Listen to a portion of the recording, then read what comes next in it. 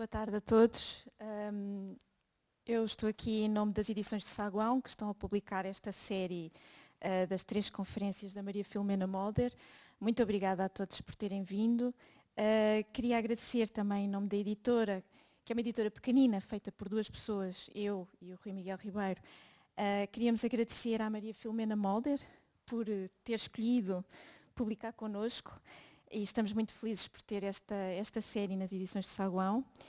Queria agradecer também ao Miguel Lobo Antunes por ter feito o convite inicial à Maria Filomena Moder para estas conferências que agora dão origem a estes livros e por estar aqui hoje também na apresentação do primeiro volume.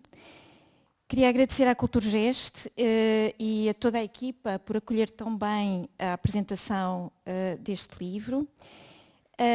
E queria também dizer algumas palavras sobre esta edição.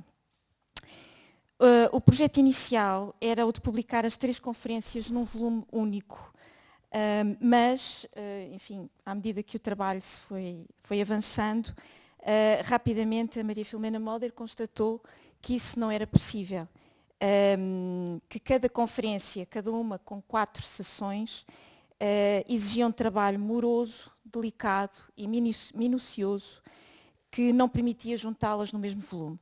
Além disso, num volume único, enfim, ficaria um livro enorme com mais de 800 páginas, como podem verificar pelo primeiro, que já é bastante grande. Assim, publicamos agora o primeiro volume de 3 e os outros 2 sairão, assim esperamos, na primavera de 2022 e no verão de 2022. Este primeiro volume pode ser adquirido lá fora, já devem ter visto à entrada, está uma banca com vários livros, com este e com outros livros também da Maria Filomena Moder disponíveis para venda. E gostava só de dizer que este é um livro extraordinário, no qual tive o prazer de trabalhar na revisão e no qual podemos testemunhar o pensamento tornado escrita. Espero que gostem tanto deste livro como eu e o Rui Miguel Ribeiro, das edições de Saguão, gostamos. Obrigada.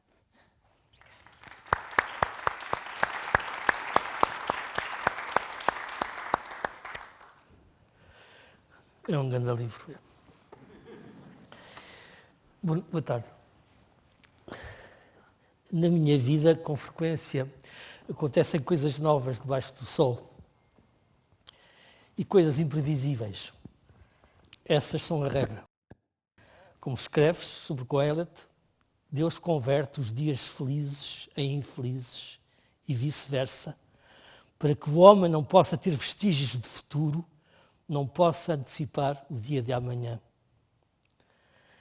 Este nosso encontro neste palco é novo e único e absolutamente imprevisível.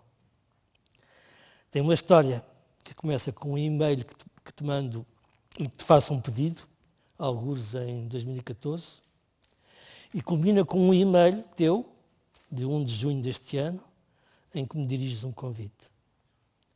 Aos 2 e-mails, cada um de nós respondeu sim. Queres contar essa história? E nesse contar referis porque é que escolheste o Coelet como pretexto da conferência e porque escolheste as traduções que mais usas, de Seronetti e de Haroldo de Campos. Não as razões de fundo, o assunto que a seguir abordarias, mas as ocasionais. O que é que se passou para te encontrares com estas traduções? Obrigada, Miguel. Foi uma grande surpresa quando em 2014, eu acho que deve ter sido no verão, Sim. Recebi um convite para combinar uma série de conferências. Havia 2 hipóteses, ou 4 conferências reunidas com um tema, ou uma coisa mais estilo um seminário, e chegámos à conclusão que era melhor, mas eu tinha já o tema, que era o Kohelet. Isto é, o livro do Eclesiastes, que nós conhecemos como o livro do Eclesiastes. Kohelet é a versão hebraica original. Eu confesso que desde os inícios do 2000, talvez 2005, 2006, 2007, estava a ler muito o Guido Ceronetti. O primeiro livro que eu li dele chama-se O Silêncio do Corpo. É um livro admirável e terrível. é um livro de alguém que conhece muito bem o corpo e conhece muito bem a medicina, e tem ideias muito precisas e muito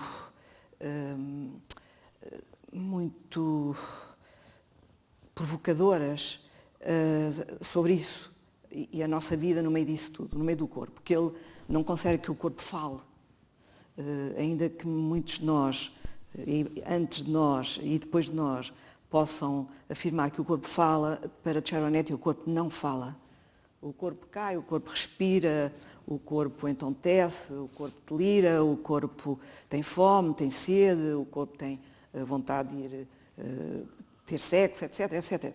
Agora, falar não é o corpo. Quando é a boca a falar, aí a articulação do som está ligada a uma afecção e a uma expressividade que o corpo nunca poderá absorver, por um lado, ao mesmo tempo que a fala nunca poderá dar conta inteiramente do corpo. Não é nada fácil a relação entre a nossa fala e o corpo. Depois disso, eu descobri que ele era judeu, italiano, um grande pensador, aliás, e tinha traduzido vários textos da Bíblia, e eu encontrei este livro, não sei onde, eu pensei que até tinha escrito. Eu não tenho muito hábito de escrever, mas quando não compro em Portugal, geralmente escrevo. E tenho a certeza que não o comprei em Portugal, porque comprei em italiano, colui que prende la parola, correlat. E fiquei cheio de curiosidade. Não sei se comprei em Itália ou em França, porque em Paris havia uma livraria italiana maravilhosa na Rue du Roi de Sicile, uma livraria maravilhosa. Eu encontrava lá imensas coisas em italiano, que eu gosto muito de ler em italiano, e encontrei este. E devo dizer que é uma inundação quando nós começamos a ler este texto. Primeiro, o Ceronetti começou a ler o Kohelet muito novinho, quando andava a aprender hebraico e quando andava a aprender a conhecer os textos com o seu grande professor David Della Pergola. Tornou-se tradutor, aliás, de muitos outros textos, como eu disse, entre eles o livro de Job, o Cântico dos Cânticos. Mas a este Kohelet ele dedicou a vida desde 1955. Ele morreu em 2019. Esta edição que eu comprei é a última dele, de 2001, mas não significa que ele tenha parado de traduzir. E a primeira edição, ele levou muitos anos a publicar as traduções, e a primeira é de 69, o Harold Campos leu, mas até indica que é de 70, leu o Ceronetti. E comenta o Ceronetti, os comentários a cada versículo de cada capítulo, que são 12 capítulos, do Harold Campos são extraordinários, absolutamente extraordinários, de erudição sem limites, de precisão, de rigor, de expressividade e depois também de muita agilidade a comparar as traduções e a falar delas de uma certa maneira. Ele comenta o Ceronetti. Mas tu apanhaste o Harold aonde? O Harold foi uma oferta. Okay. Já tinha decidido fazer o curso. Portanto, eu ia seguir o Ceronetti. Ok. Eu ia seguir porque eu traduzi... Ele, nesta edição de 2001, tem a tradução de 1970 e a última tradução que ele fez, 3 traduções em 2001, e escolheu uma. Nós não conhecemos as outras a não ser por leves referências. Mas temos também referências às de 80, de 70, ele fez uma dúzia de traduções. Eu acho que é um texto a que uma pessoa pode dedicar toda a vida. No caso de ser um tradutor, eu não sou tradutora de hebreu, sou tradutora de italiano.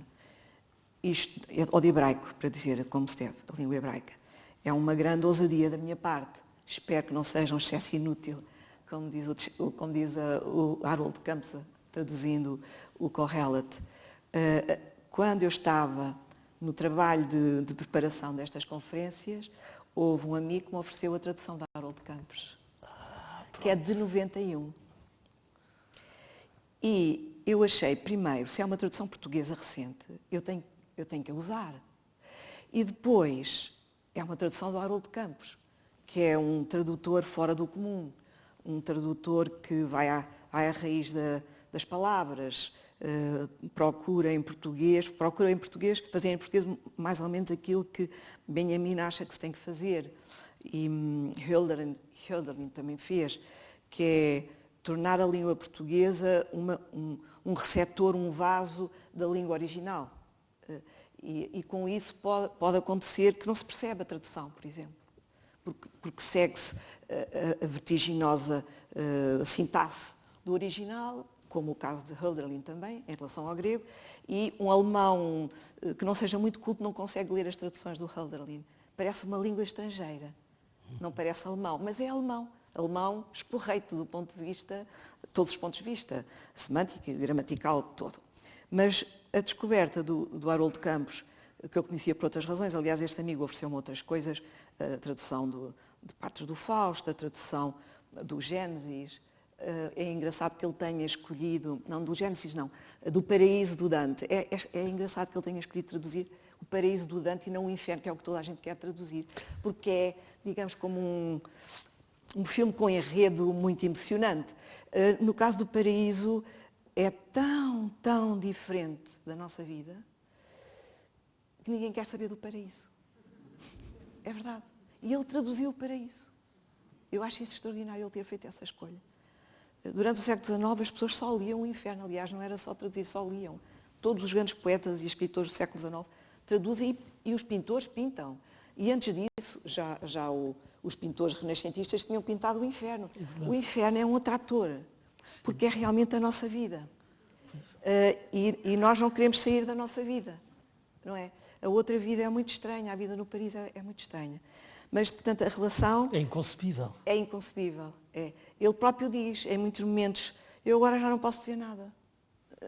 Aliás, ele cega, ele perde o fogo, porque vai muito depressa, a Beatriz leva muito depressa pelos céus fora, por vários céus ptolomaicos, e cega, porque a luz é muito, sobretudo, a partir de certa altura a luz começa a ser muito violenta e ele cega, fica encadeado, não cega definitivamente, mas fica cego. E, portanto, deixa-te ver, deixa-te escrever. Isso é muito maravilhoso que ele diga. Portanto, é engraçado que a escolha do português, da língua portuguesa na tradução de Haroldo Campos, tenha sido um acaso da amizade, porque este curso chamou-se Lança o teu pão sobre as águas, que é exatamente o que diz Ceronetti. O Haroldo Campos traduz espalha o teu pão sobre a face das águas. É diferente.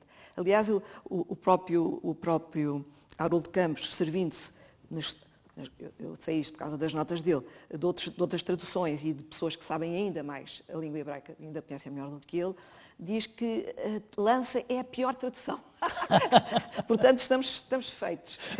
Mas é assim, é a pior tradução porque, por visto, o verbo,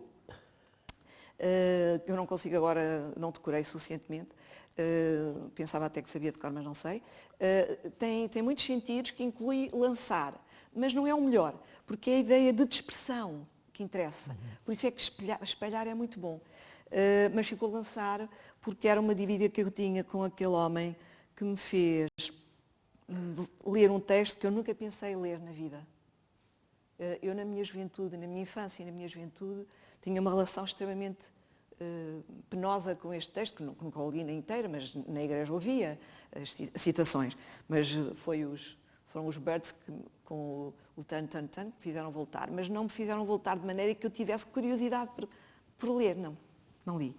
Portanto, este encontro com Miguel Lobo Antunes foi um grande incentivo para eu poder ler este livro, porque, na verdade, eu já tinha feito uma conferência antes, em 2009, na Universidade Católica, convidada pela Dora Guimarães, sobre o tal filosofia e teologia. Eu disse, não, eu sobre filosofia e teologia não terei muita coisa a dizer, sobre filosofia terei alguma, mas eu posso ir falar do Eclesiastes. Portanto, esse é o princípio. Então eu pensei, agora é que é a ocasião para estudar a sério. É um grande desafio, foi um grande desafio. E para escrever ainda voltei a estudar muito mais, nem tem comparação. E daqui a um tempo voltarei a estudar muito mais. Deixa-me ver, eu não tenho a certeza. Isto foi em 2014, o curso foi em 2015. Foi em fevereiro de 2015. E este ano, quando, por um acaso, eu falei com a Mariana Lemos Cardoso, eu tenho medo de sempre enganar e dizer ao contrário. É Lemos Cardoso ou Cardoso Lemos? Lemos. Lemos Cardoso. Cardoso Lemos. Cardoso A Mariana Cardoso Lemos, eu disse, olha, eu estava a pensar, estou a pensar agora, finalmente, fazer a última redação e depois ela falou com a Liliana e a Liliana escreveu-me a dizer que seria maravilhoso fazer aqui o lançamento. Eu disse, então, vamos convidar o Miguel Lobo Antunes. Pois. Porque foi ele responsável por eu ter estudado o Kohelet. Pois. Que raio de ideia. É verdade. Há piores. Bom, como estavas a dizer, do Kohelet está uma imensidão de traduções. Sim, há uma imensidão de traduções, mas é preciso que se diga uma coisa. Eu trouxe uma coisa para ler, que eu não tinha previsto. Ontem é que me lembrei disto. A Era é um poema de Ossip Mandelstam, tradução de Haroldo de Campos. O poema é de 23. Minha Era, minha fera, quem ousa olhando nos teus olhos com sangue colar a coluna de tuas vértebras, com cimento de sangue, 2 séculos, que jorre da garganta das coisas, treme o parasita, espinha langue, filipenso ao umbral de horas novas. Século, Ossip Mandelstam, tradução de Nina e Filipe Guerra. Meu século, besta minha, quem te olhará nas pupilas duras, quem soldará com o próprio sangue as vértebras de 2 centúrias? O sangue construtor irradia da garganta das coisas da terra. No dialbar de um novo dia, só o parasita é que treme. Eu trouxe-vos isto porque eu não sei russo e nunca poderei ler Mandelstam no original. E Mandelstam tinha um ódio particular aos tradutores. Nunca leu nada senão no original. Por isso é que aprendeu italiano para ler o Dante, que ele citava de cor, e aprendeu francês para ler Villon e os poetas que ele gostava a seguir a Villon. Mas Villon era o que ele mais amava, o Jacques Villon. E a Anna Akhmatova fazia muitas traduções. Ele dizia, porquê é que perdes tempo a traduzir?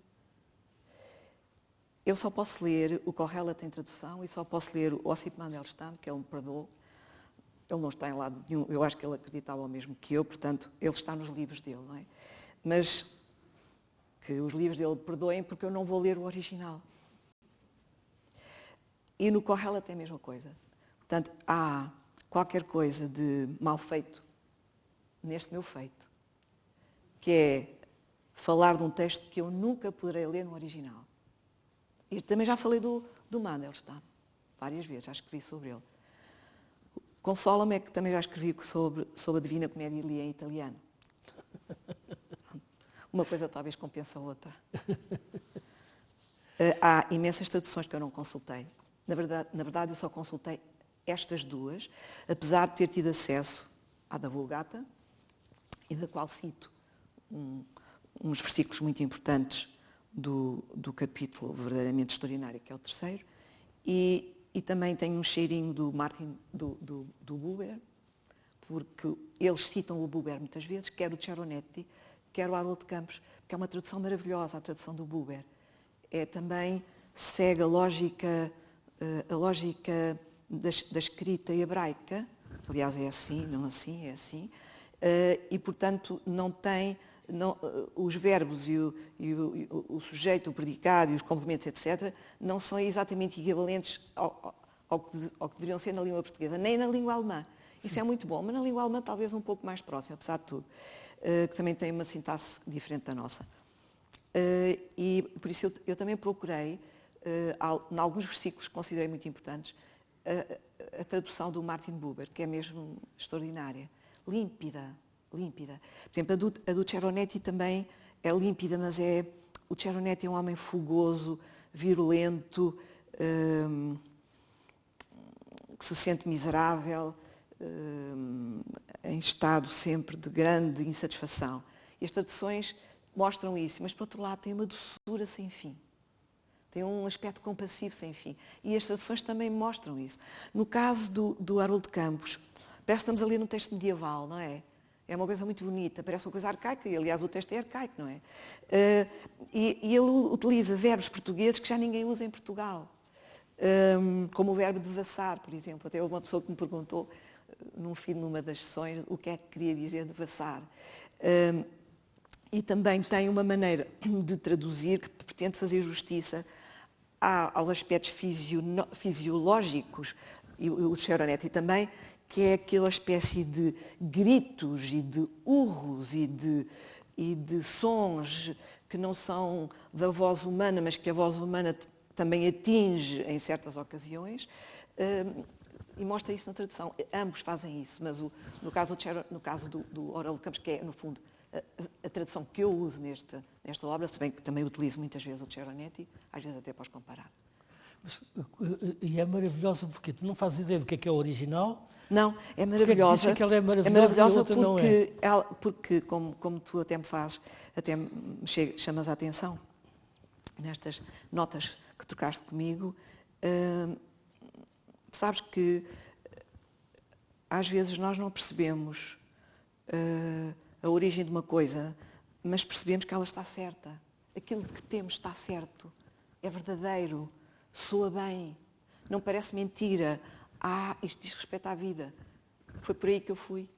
Para além da musicalidade muito forte em ambas as traduções, mas que no caso do Cheronetti ele graficamente acentua com aqueles sinais, e que ele explica isso de uma maneira linda, os sinais que permitem perceber que há tomada de fogo, interrupção, unidade de fogo, ou então a divisão do tal hemistíquio, que é, agora vai-se começar uma nova afirmação. E ele faz, e nessa altura põe uma maiúscula. Esses de maior duração são 3 sinais que utilizamos para indicar que é um parágrafo. Quando é uma tomada de fogo, uma interrupção de fogo, já suficientemente importante, mas não para obrigar a uma suspensão, são 2. E quando é a respiração, que nós temos de retomar quando estamos a ler em voz alta, porque estes 6 eram todos cantados em voz alta, em comunidade, portanto não há sinal de solipsismo neste texto. Nenhum sinal. Ninguém vive só aqui. Ninguém pode viver só aqui. Não há nenhum gosto pela solidão. E pelo isolamento ainda menos, não é? Mas os gregos também eram assim. Tanto que o isolamento era uma condenação legal, ser ostracizado, não é? Ostrakon, ser posto fora, ser afastado da comunidade humana. Para nós a solidão é um bem. Para os gregos não era um bem. E para o Correla também não é um bem. Eu pus hipótese que escolhesses para além da musicalidade e dessa ideia muito bonita que é, achas que é bem, é aquela tradução. Que fosse aquela que mais te dá vontade de pensar. Mas é isso. Porque quando nós percebemos, como o Wittgenstein diz assim, vem alguém e diz assim, olha, o que é que tu achas? Achas que eu estou bem? Achas que o meu vestido está bem? Não sei, não tenho dúvidas. Mas o porquê? O que é que falta? Olha, não sei. Teria de olhar, mas, por exemplo, se olhar bem, acho que não está bem ajustado. O teu corpo fica estranho ao vestido. Ou o chapéu está muito enterrado na cabeça. A tua cabeça desapareceu e o teu rosto também ficou quase irreconhecível. É uma questão de harmonia que tu sentes entre a tua apreciação e aquilo que estás a ver. Claro que, como há 2 traduções, pelo menos, também é possível fazer essa conferência, é possível conferir, e depois há as conferências que eu faço, os atos de conferir que eu faço, e descubro, bem, eles não estão a dizer a mesma coisa. Mas tão próximo. Às vezes eles dizem o oposto, quase. O oposto num sentido que um intensifica um aspecto e o outro intensifica o outro. Exatamente, é impressionante isso. Mesmo impressionante. E um deles até diz respeito à mulher. Sim. E muitas vezes tu amassas as duas. Sim, deixas cair umas sobre as outras, deixas escorregar uma sobre a outra.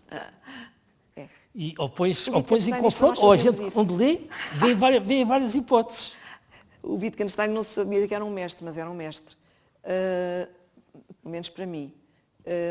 Que ele dizia, quando nós vemos um quadro em que as tintas estão a cair umas sobre as outras, nunca poderemos descrever esse quadro se não deixarmos cair as tintas umas sobre as outras.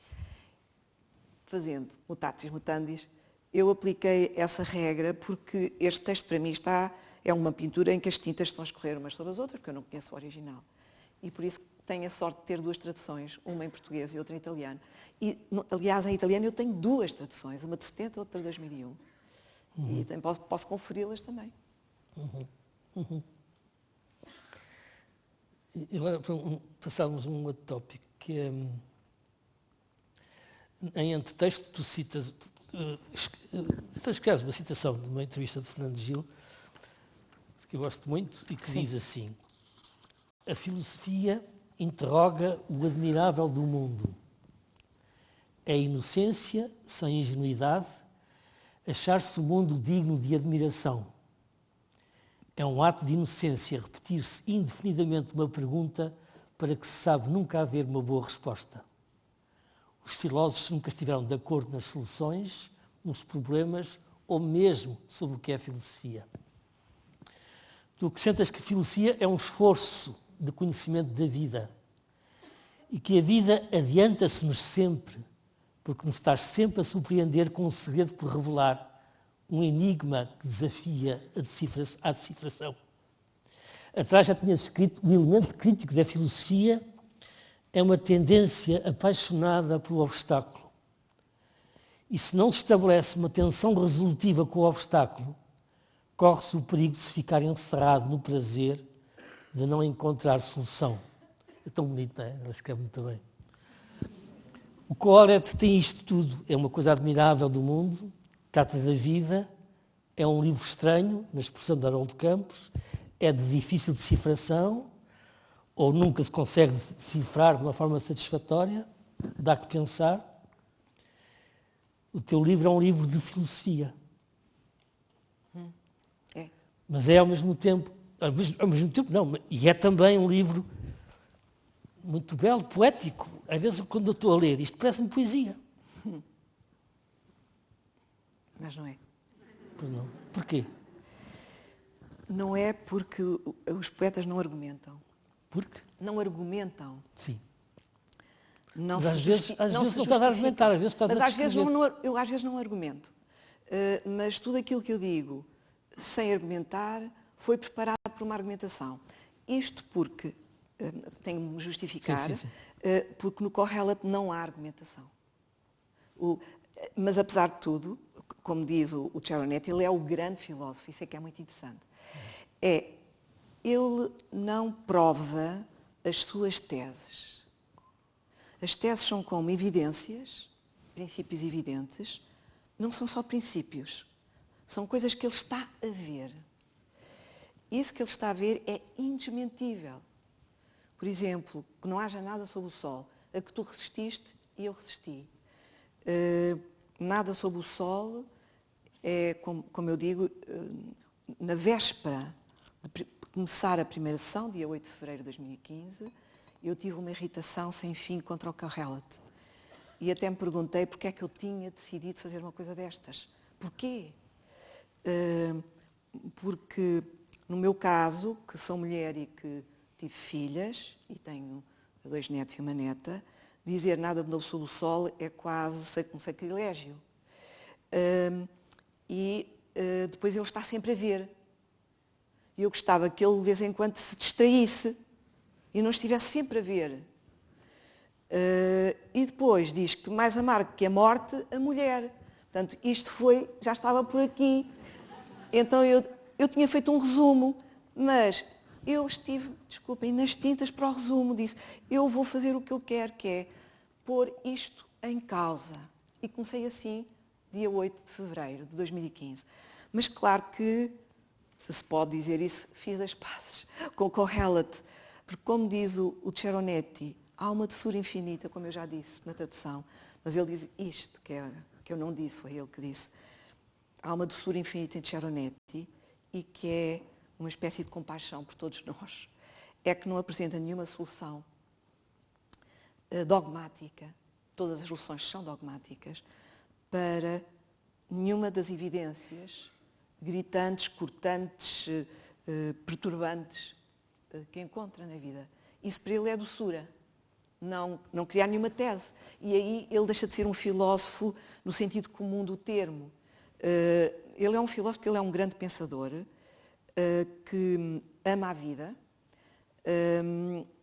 mesmo que a vida não tenha sentido. E mesmo que acredite em Deus. Isto foi o Ceronetti que me ajudou a compreender. O Haroldo Campos também ajuda um bocadinho, mas o Ceronetti é que ajuda verdadeiramente. Que a vida não tenha sentido é uma evidência.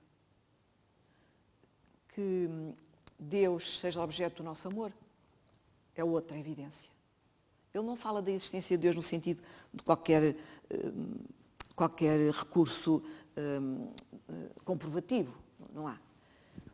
E isto é qualquer coisa de admirável para falar como o Fernando Gil. Que alguém ame a vida, ache que a vida não tem sentido e acredite em Deus, tenha fé em Deus. Reunir isto é único, é mesmo único. E nisto há qualquer bondade. Porque achas que não se pode amar a vida considerando que a vida não tem sentido? Amar a vida é uma coisa, que ela tenha sentido é outra. E sim, evidentemente. Mas eu posso amar a vida e achar que a vida não tem sentido. Sim, é isso mesmo. É isso mesmo. Quer dizer que isso é uma espécie de benção para aqueles que amam a vida e que acham que ela não tem sentido. Porque amar a vida e achar que tem sentido parece que a coisa está certa, não é? Mas amar a vida e não encontrar sentido para ela é um desacerto fundamental, mas que não te aniquila, porque tu amas a vida. Além disso, ama-se Deus. Mas, aliás, não é bem o amar a Deus, é o tremer diante de Deus. Porque Deus não é acessível de modo nenhum, a não ser indiretamente, como tu leste no início, de Deus colocar ou trocar os dias felizes e os dias infelizes, mas vem um dia feliz e a seguir um dia infeliz, e a seguir um dia feliz e a seguir um dia feliz. Um dia bom e um dia mau. Nós não sabemos se de um dia bom viram coisas boas, mas e se de um dia mau não viram coisas boas. Há aquele ditado que é Deus escreve direito por linhas tortas. Isso é quase Kohelet, só que é mais do que Kohelet diria. É demais. Ele não faz provérbios. Não escreve provérbios. Ainda que haja uma passagem que parece um provérbio, mas ele não está dotado para isso. Porque isso já é muita confiança. Já é Deus escreve direito por linhas tortas, isto já pressupõe um conhecimento de Deus com Deus. Pois, é uma confiança com Deus que não é admissível. Deus não se pode devassar, como diz o Haroldo Campos, que não acho que não há melhor maneira de dizer, melhor do que o Ceronetti poderá dizer. Não há acesso a Deus. E aqui eu podia ter com uma coisa do fim, se tu achares bem. Acho. Achas? É que o Miguel sugeriu que eu falasse dos 2 apêndices. Eu não gosto muito de apêndices em livros. É verdade. Gostaria que eles não fossem apêndices, mas eles são muito importantes para o livro. Mas só vou falar de um agora, e que é o apêndice sobre a Etty Hillesum. Etty Hillesum, que é uma mulher judia holandesa, que em 42 vai para um campo de trânsito de Westerbork, voluntariamente, aceitando um convite do Conselho Judaico, e depois, mais ou menos um ano depois, decide voluntariamente lá ficar, até ser levada para Auschwitz e morrer lá, ser morta. E ela é todo o contrário de Kohelet. Não há nada mais oposto. Primeiro, a vida tem sentido. Ela não diz as razões porque a vida tem sentido numa dimensão racional. Ela fala da beleza das flores que vê através da janela da casa dela, ela fala do sorriso de alguém, isso dá sentido à vida. E ela ama a vida mesmo sentindo-se muito mal, que a partir de certa altura começa a sentir-se muito mal. E esse sentir-se mal não é subjetivo, é traduzido imediatamente, que ela diz que é uma autêntica placa fotográfica, e portanto ela está a mostrar-nos aquilo que está a ver, como o Kohelet. E quando nós lemos aquilo que ela está a escrever, nós não conseguimos acreditar que ela considere que a vida tem sentido. Mas ela continua a dizer que tem. Portanto, isto é o primeiro ponto de desacerto total. E o segundo ponto é que para Kohelet nós começamos do nada. Eu estou de acordo com o Kohelet e estou de acordo com a Etty Hillesum ao mesmo tempo. Isto é, para o Kohelet não há verdadeira transmissão, o que é estranho para um judeu. Mas é neste sentido. Eu percebo o que é que ele está a dizer, é tu é que tens de sentir. Ninguém te vai transmitir o que é que tu vais sentir. Tu é que tens de sentir que não há nada sob o sol, novo, ou que a vida não tem sentido, mas eu amo a vida. Ninguém te pode ensinar isso. Não há nenhum catecismo, é o que ele quer dizer. E mais, ele teme que o sábio deixe as suas palavras ao estulto, ao idiota, ao tolo. Wittgenstein também tinha medo, por isso é que não publicou. Só publicou tractados, mas depois nunca mais publicou, porque ele sabia que não ia ser compreendido, o que é a maior das verdades. O Herbert Welder também sabia que não ia ser compreendido. Mas é assim. Há de haver alguém que compreenda um bocadinho e que pode receber. Porque a ideia de transmissão é muito forte, eu acho que é muito extraordinária. Eu acho que a vida para mim só tem sentido porque há transmissão. Mas de resto não tem sentido nenhum. E a Etty Hillesum diz, eu estou a escrever isto, que é para o que não esteve a viver isto, não começar do zero. Ela utiliza mesmo esta expressão, não começar do zero. Portanto, eu no corpo do texto falo dela, como falei na sessão equivalente, mas depois achei que era bom que o leitor pudesse ter mais umas luzes, para eu não desenvolver tanto, porque eu não desenvolvi na sessão, porque é impossível, não é? Então, eu tinha escrito há muito tempo um texto sobre ela e Hannah Arendt, e depois fiz uma revisão desse texto e separei, foi publicada, foi a Silvina Rodrigues Lopes que publicou na revista Intervalo, e depois decidi fazer só tirei a parte da Hannah Arendt, que é muito importante, mas tirei para me dedicar exclusivamente à Etty Hillesum, porque também elas são muito diferentes, porque ela acha que não pode julgar a Etty Hillesum. Kohelet não julga, no sentido de precisar de uma comunidade legisladora ou coisa assim. Mas ele lamenta o estulto, odeia a vida. Ele diz que odeia a vida e depois explica porquê. Porque o estulto vai morrer como o sábio. O homem que tentou fazer justiça vai morrer tal qual como o homem que só torturou os outros homens. É por causa da justiça, sobretudo, que a vida não tem sentido. Está bem visto.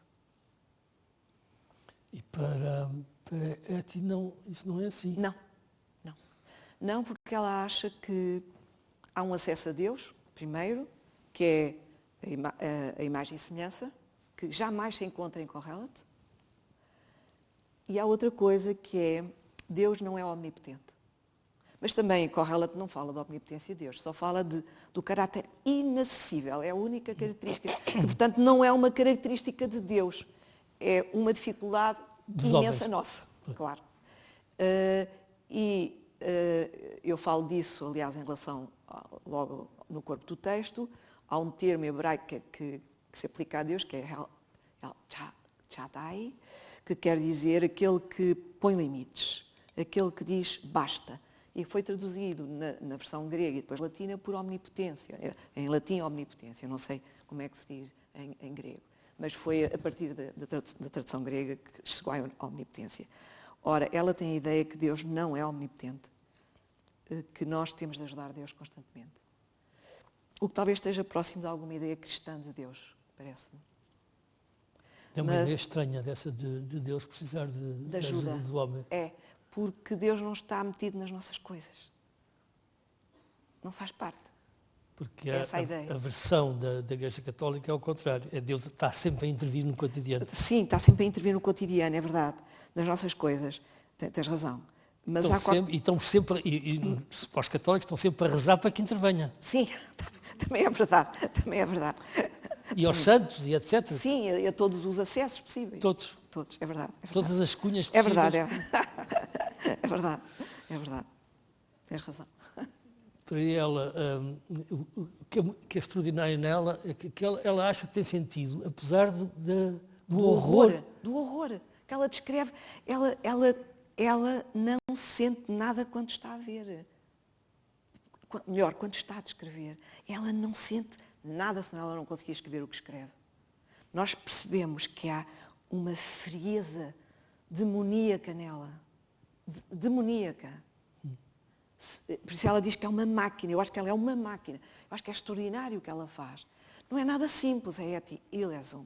Não é nada favas contadas. Nada. Porque ela é tudo muito complicado. A vida é bela, como diz o outro no filme, não é? A vida é bela e agora eu estou a descrever este horror.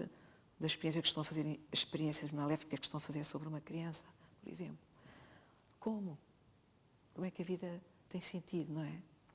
Mas ela continua. Ela escreve o horror e logo a seguir diz, mas eu gosto da vida. Mas eu gosto da vida. É como se fosse para não morrer. Exato. É para ela não sussurrar. Pois. Ela quer viver.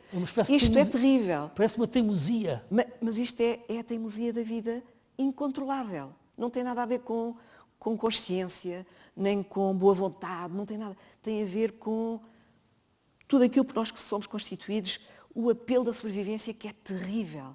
Terrível. Terrível. Mais terrível do que eu posso imaginar. Porque eu nunca vivi nenhuma situação em que isso possa estar presente. Mas o que as pessoas faziam umas às outras nos campos de concentração, como o do sequestro um homo, não é? Sim. Conta. Não estou a lembrar do nome dele, ajuda-me. O Primo Levi, obrigada. O Primo Levi. Eu acho que ninguém que fique vivo, depois disso, fica bem. Porque aquilo arrasta-se na nossa vida e quanto mais velhos ficamos, mais as coisas terríveis que vivemos e às quais cedemos para sobreviver, vêm ter connosco. E ela viveu muito pouco tempo, não chegou aos 30 anos, não é? Acho que tinha 29 e qualquer coisa. Mas eu acho que é para sobreviver, mas ao mesmo tempo é um dever. Ela acha que os outros têm que saber aquela história que não pode ficar no silêncio. É um dever que ela tem, a transmissão. Eu acho isso extraordinário, absolutamente extraordinário. Mas não tem nada a ver com o Kohelet, é como se fossem dois mundos admiráveis. E eu gostava que os leitores do livro pudessem comparar. Por isso é que pus esse apêndice. O ponto comum é que ambos olham. Ambos olham e não fecham os olhos. Exatamente. E não fazem, como tu dizes... Não fazem isto. Foi muito bonito porque isto foi tudo transcrito pela Paula Carvalho, muito bem, não só transcreveu como foi à procura de coisas, corrigiu, etc. Claro que eu depois transformei tudo, que não é possível escrever a partir da fala, deixando tudo tal e qual, mas deixei alguns vestígios da oralidade. E um deles é esse, como tu viste muito bem, que eu disse, muitas vezes nós fazemos isto, e eu fiz isto, e ela escreveu. E a professora fez o gesto de virar a cabeça para o lado. E eu mantive isso, sem a professora. E, na verdade, nós só damos porque isso é terrível, se por este gesto nós vamos ser acossados. Aí percebemos que o gesto não devia ter sido feito. Vamos ser perseguidos, vamos ser maltratados, quando fazemos de conta que não estamos a ver. Aí é esse comum, viste tu muito bem. No fundo, eu só vi as diferenças. E tu agora viste a afinidade. Eles não fecham os olhos. Mesmo de noite, diz o Kohelet, o sábio não dorme.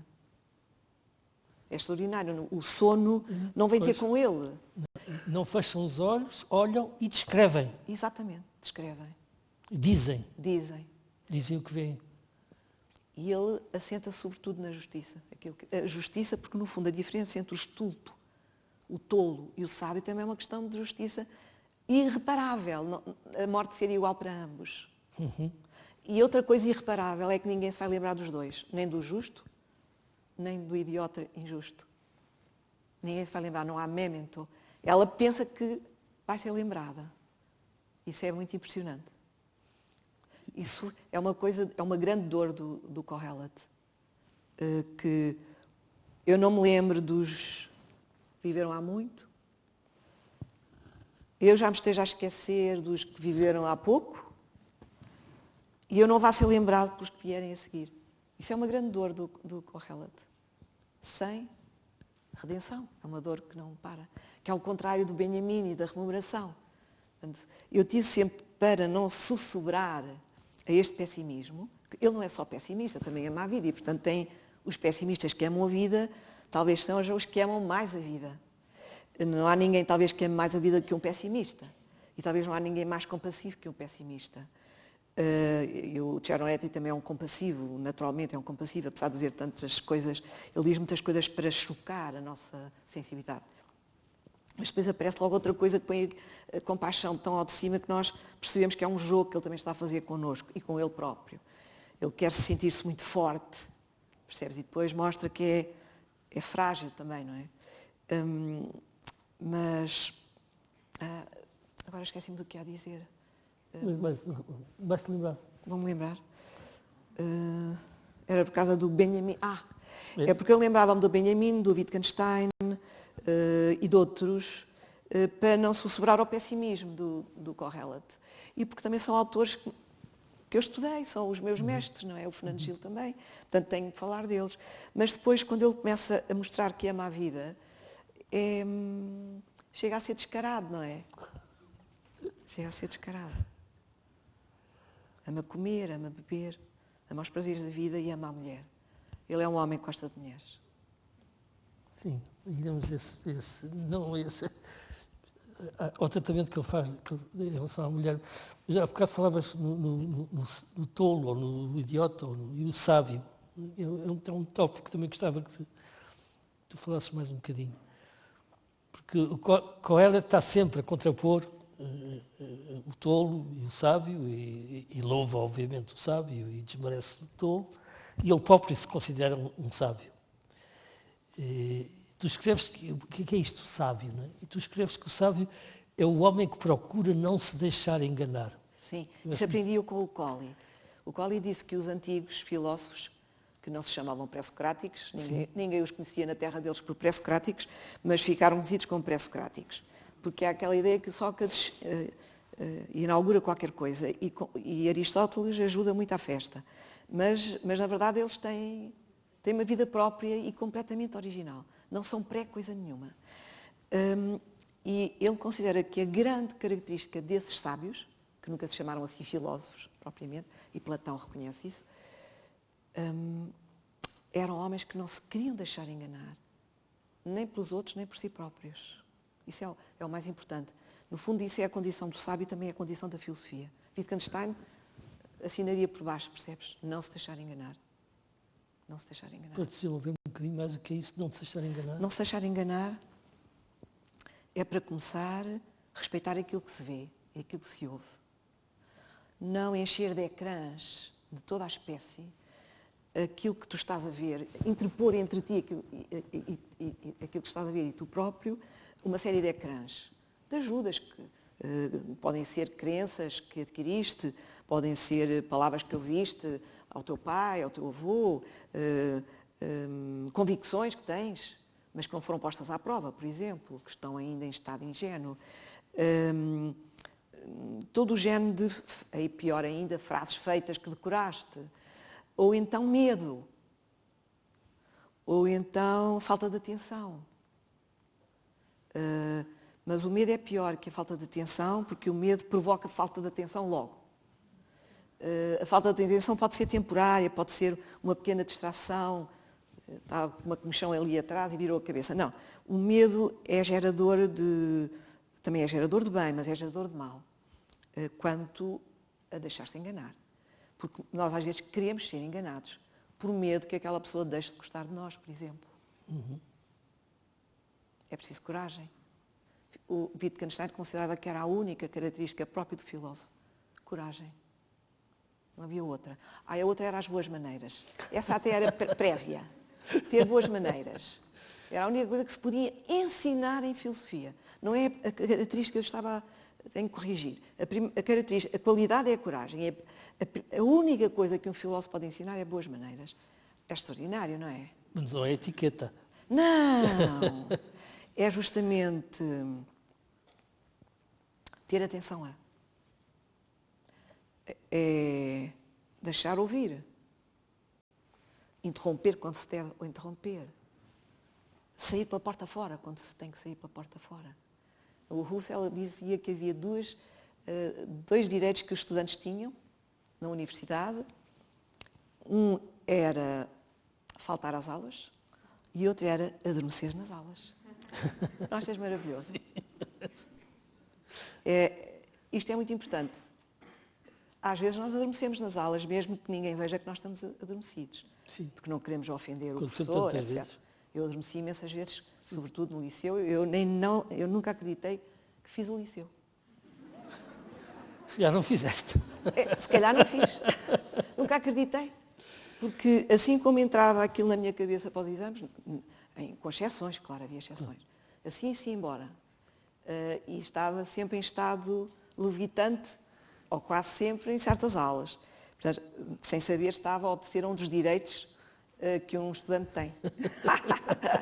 O outro é sair porta fora, mas quem é o estudante que sai porta fora?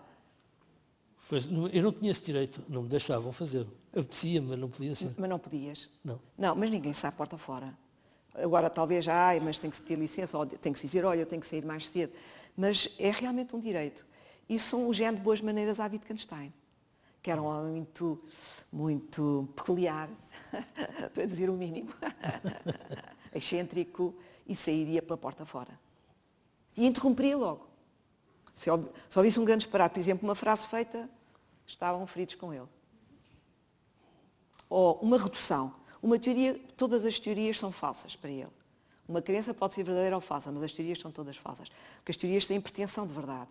E têm pretensão de envolver o objeto, que fica assim reduzido ao conceito. E, portanto, se uma pessoa, se um aluno lhe respondesse com uma espécie de teoria, ele ficava irritado. E desdobrava aquilo, contando histórias, porque eu estava sempre a contar histórias. Estava sempre a inventar. Mas não é isso que muitas vezes faz a filosofia, arranjar teorias? Diz? Não é isso que acontece muitas vezes com a filosofia, Sim. arranjar teorias? Com certeza que é. Mas os grandes filósofos estão sempre a deitá-las fora. Todos. Desde Platão. E o livro de que eu falo aqui, o Parménides, é um livro extraordinário, é um diálogo fantástico, porque é todo feito com outros personagens, que não Platão, que aliás é óbvio que isso aconteça, e Sócrates aparece muito novinho, é um jovem, e Parménides é o que dá o nome ao diálogo, mas o Zenão, o seu discípulo e seu namorado, também aparece, ele é o coração da coisa, apesar de eu não ter desenvolvido isso, mas é um diálogo onde se demonstra que a razão abandonada a si própria se devora. Não fica pedra sobre pedra. É extraordinário que um filósofo consiga mostrar isto. Pondo em causa todas as possíveis hipóteses da relação entre ideias e aquilo que participa nas ideias. Apresentando as várias hipóteses. E são todas banidas. São todas destruídas. É extraordinário esse livro. Ele, a seguir, escreveu outros. Isso é que é fantástico. Porque é como acontece com todos os sistemas, sejam eles religiosos, aconteceu, por exemplo, no sistema religioso cristão, que de vez em quando há umas pessoas que rompem com o sistema, os buracam e parece que não deixam mesmo pedra sobre pedra. E depois o sistema recompõe-se. Mas para qualquer coisa de vivo se manter, é preciso haver essas interrupções e pausas que são autodestrutivas. A filosofia tem um elemento autodestrutivo muito forte, justamente porque está, como tu bem viste aqui, a buscular entre ser uma emissão da voz que quer encontrar-se com aquilo que existe e uma articulação que quer domar, que quer amestrar, que quer conceptualizar aquilo que existe. E essa tensão é que faz a grande filosofia. E os grandes filósofos, por exemplo, como Kant. Kant, eu aprendi com um professor alemão, que eu achei extraordinário o que ele disse. Toda a gente pensa que Kant é o filósofo sobre o qual se pode constituir um léxico filosófico, com temas. Ele disse, não, é o único que não se pode. Porque, na verdade, Kant está sempre a tentar encontrar as boas palavras para dar conta do conceito que ele acabou de inventar. E não há uma única definição verdadeiramente acabada. Aliás, não se pode começar pela definição, como ele diz. A ciência começa com a definição, mas a filosofia, no melhor dos casos, acaba com a definição. Mas nenhum filósofo acaba com a definição, nenhum grande filósofo. Portanto, há não é bem hesitação, há uma oscilação que faz com que a filosofia não tenha casa. Seja uma atividade sem eira nem beira, como diz Platão. Não tenha família. Mas não pode viver na solidão. Não pode viver na solidão. Aquilo que Hannah Arendt diz é muito importante, isso também Platão diz. Implica sempre um interlocutor. Sempre. mesmo que seja criado pelo pensamento, como diz Platão e Hannah Arendt repete, mas repete à sua maneira. Mas, na verdade, não pode haver só um interlocutor imaginado. Tem que haver uma conversa, por exemplo, como nós estamos aqui a ter.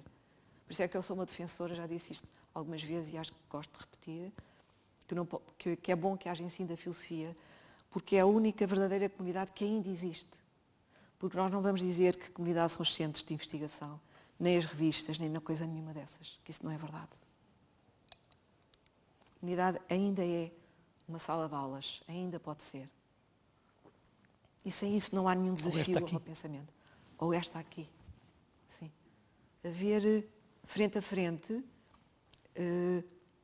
mesmo que nem todos possam falar, todos podem ouvir e todos podem reagir de alguma maneira, direta ou indiretamente, agora ou mais tarde. Pensar com os seus botões é muito importante, mas não chega. Não chega. E que voltaste a uma frase que tu, do Coelho, que é... Vou citar-te. Sim. É isso que faz a diferença de Coelho tem relação a qualquer visão, por mais lúcida que seja. Perceber que toda a sabedoria é um excesso inútil. Sim. Aceitar o sem sentido da vida, um excesso inútil, é extraordinário. Aceitar o sem sentido da vida, manifestando um amor desenfreado por ela. Sim, é isso mesmo. A tradução de excesso inútil é do Haroldo Campos, que é maravilhosa. Eu não sei de cor a tradução do Cheronetti, mas também... Que é esta história de excesso inútil? É lindo, porque é lindo por ser verdadeiro. O excesso encontra-se em todas as linhas do Kohelet, em qualquer tradução. Porque há um excesso em estar vivo e perceber que se está vivo. Não há o excesso no animal é de outra natureza. É da sua força, da sua energia, das potências expressivas. Agora, no caso do ser humano, é saber que está vivo e pôr-se a descrever isso, como o Kohelet faz, vendo, observando, ouvindo. E o excesso é a própria sabedoria, é um excesso, porque é uma maneira de preencher a desmedida de tu perceberes que estás vivo. Uma maneira de a preencher. E é uma maneira de preencher que se vai tornar uma ruína. Vai se converter em cinzas, mais tarde ou mais cedo. Ou não te vão ler, ou vão-te desler, ou vem um incêndio e arde tudo, ou alguém incendeia. A sabedoria não serve para nada? Serve, enquanto estás vivo. E enquanto nós estamos vivos e podemos ler este homem, porque ele escreveu. Ele quis que nós lêssemos o que ele escreveu, não é? Mas nós não sabemos o nome dele. É um anónimo a escrever para todos os anónimos, é o que eu penso. É um sem nome. Eu decidi com a Mariana tirar o itálico, salvo em raríssimas exceções, com as raríssimas exceções, quando é um título mesmo, da palavra Kohelet, que quer dizer eclesiástico, quer dizer aquele que chama para a Assembleia, o que agrega, o que congrega. No fundo, o que vive em comunidade. É muito importante esse nome. Mas funciona como se fosse Isaías, Jeremias, para mim. Eu segui aí o Cheronetti, não o Haroldo Campos. O Cheronetti usa sempre o cursivo, portanto o redondo, não é? Nunca é itálico. E é um nome de um sem nome. Não tem nome. Isso é muito bonito. Mas falsamente atribui-se a si próprio uma identidade. Chama-se a si próprio, eu que nasci em Jerusalém, que vivo em Jerusalém, filho de David. Portanto, filho de um rei. Só há um filho de David. Salomão. Que é Salomão. Por isso é um bocadinho, é uma aldrabice. É uma aldrabice. Claro que é. É uma aldrabice. É um anónimo que não é anónimo. Não, é uma aldrabice. Acaba por ser anónimo porque é impossível ter sido escrito por Salomão. Não, mas isso só se sabe há muito pouco tempo. Ele, durante séculos, ainda Agostina, escreve Um Bicho da Terra, sobre Uriel da Costa, e fala do livro de Salomão, falando do Eclesiastes. E já agora aproveitava, mas eu não me esqueço do que estavas a dizer, para o segundo, para o primeiro, agora é o segundo, mas é o primeiro apêndice, porque o Miguel tinha pedido para eu justificar. É que eu escrevi há um tempo sobre Um Bicho da Terra, da Agostina, que é um livro de 84, publicado em 84, e que ela escreveu sobre Uriel da Costa. E Uriel da Costa é um pensador extraordinário, nascido no Porto, em 1585, portanto ele viveu ainda no século XVI, e nos princípios do século XVII converteu-se ao judaísmo. Depois do pai morrer, eles eram todos católicos na família, todos de origem judaica, mas que tinham sido levados a serem, como se chama? Cristãos novos. Pois. Tinha sido a abjurar. Exato. E ele decidiu retornar à tradição judaica e toda a família o seguiu e partiu. O destino era Amsterdão, mas ele ainda esteve na Alemanha. E este homem, a Cristina tinha um amor por este pensador, um amor extraordinário. A Cristina não consegue aguentar. Ela toda a vida pensou nele, toda a vida, desde os anos 60 e tal. Eu acho que até morrer esta mulher pensou nele. Porque ela amava muito, porque achava que ele tinha metido uma camisa de 11 varas. Mas ao mesmo tempo, ela temia que ele tivesse razão. E qual era essa camisa de 11 varas?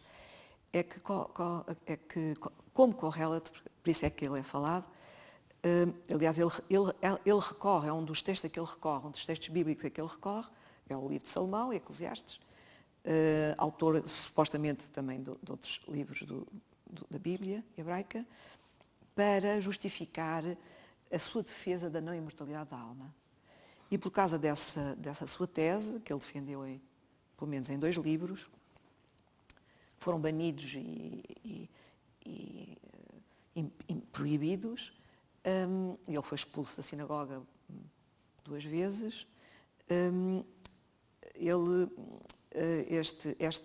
Esta sua tese é qualquer coisa que me perturba muito, porque eu aceito esta tese a tese dele não me perturba. Perturba-me tudo o que ele fez para poder justificar esta crença, esta descrença na não imortalidade, e é como uma entrada numa coisa que eu sinto também, não é? A não imortalidade da alma. Ele acha mesmo que há uma séria crueldade na ideia da imortalidade da alma. Ele acha que a nossa vida é esta, aqui, como Kohelet, ele recorre ao Eclesiastes, e por isso é que eu falo, não só por essa razão, mas por causa da mulher. Mas por esta razão é que é o apêndice. Porque ele recorre muito ao livro do Eclesiastes, como ao livro de Job também. E também a Salmos, alguns Salmos. E essa ideia dele é muito forte, muito, muito poderosa, porque assenta num grande respeito pela vida que cada um tem, pela vida atual de cada um, e considera que é uma injustiça mesmo pensar-se que há outra vida. Nós temos de fazer justiça a esta vida. Isto caiu como uma coisa diabólica. Ele foi perseguido conceptualmente e depois foi perseguido realmente. E depois, na segunda vez, ele ainda tentou entrar outra vez na sinagoga, mas para isso tinha de passar por uma prova muito humilhante, e depois dessa prova ele suicidou-se, passado um tempo. E escreveu uma biografia, um exemplo da vida dele. E a Agostina conhece tudo o que ele escreveu, menos aquilo que no tempo em que ele escreveu ainda não tinha sido descoberto. Porque o exame das tradições farisaicas desapareceu, porque foi banido e proibido, e encontrou-se o exemplar na Biblioteca Real de Copenhaga, da Dinamarca, no princípio dos anos 90, ao final dos anos 80, já não me lembro bem. E ela teve conhecimento disso e escreveu logo sobre isso, depois de ter escrito o livro. É fantástico. Mas ela não gostava nada da ideia da alma não ser imortal. Até dizia assim: ó pobre, ó Uriel, porquê é que tu tiveste esta ideia? Tu achas bem teres esta ideia? Quer dizer, estou agora a fazer uma tradução livre, porque eu não me lembro das palavras exatas dela. Mas ela tem imensa compaixão por ele, porque gostava que ele acreditasse, que ele não sofresse tanto por ter tido aquela ideia. E depois, ela tem uma coisa extraordinária no texto, que é a invenção de um quarto, do quarto suspenso. Tem uma dúzia de apresentações desse quarto, em que nós vemos, sem qualquer teor cronológico,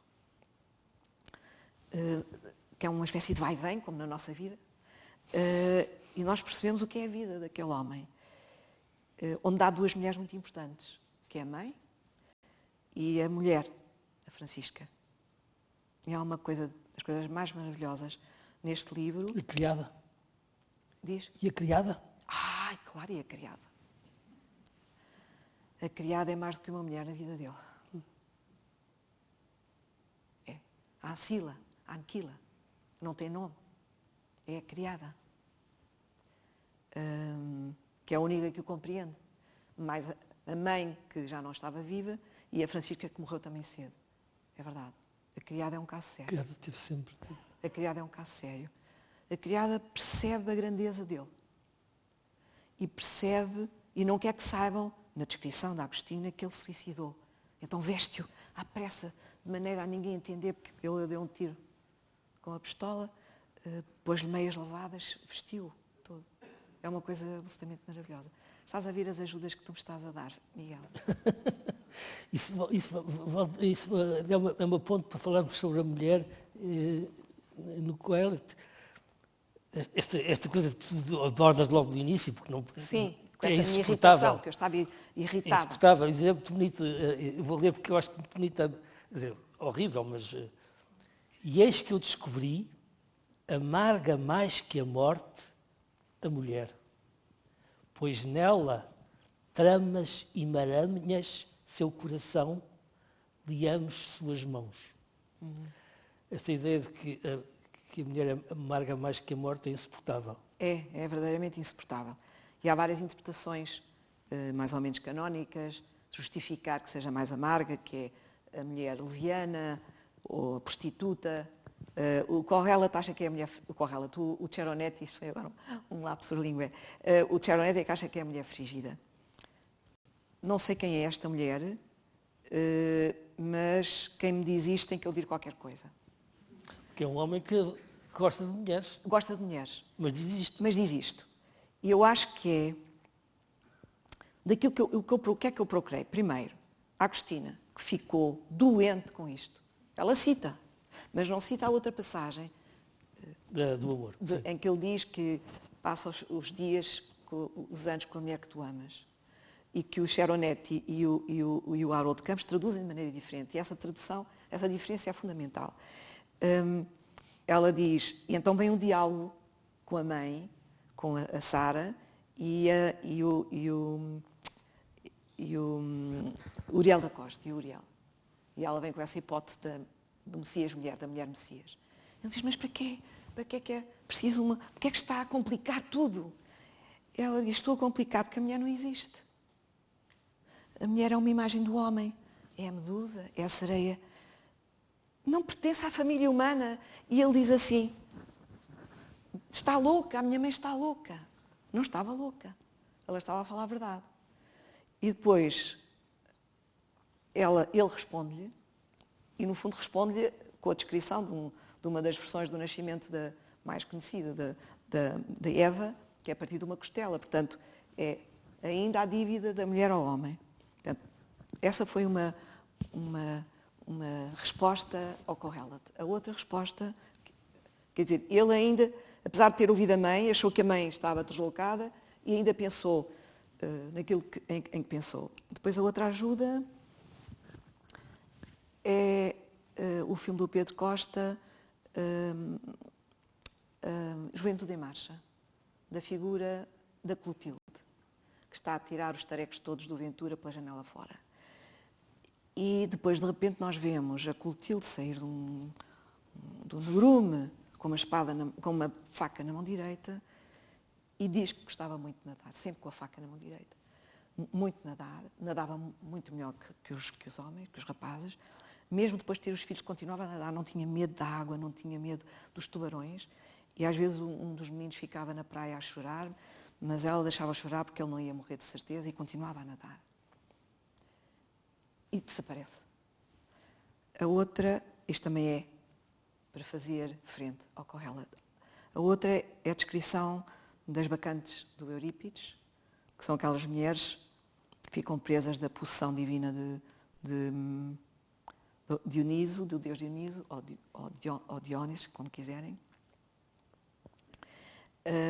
E é um deus feminino. Aliás, ele é uma uma das aparições dele é um jovem efeminado, as outras são animais e a outra, talvez a mais bela de todas, é a criança. A criança que brinca com a bola, que brinca com o peão, brinca com tudo o que roda. É muito importante. E brinca com os bonecos de trapos. E também se vê ao espelho. E quando se vê ao espelho, vê o mundo. Então, do ponto de vista dionisíaco, o mundo é o reflexo de... O mundo para os gregos é um reflexo de um Deus. É muito importante. Mas também é a criança sacrificada. A criança que vai ser desmembrada pelos deuses que têm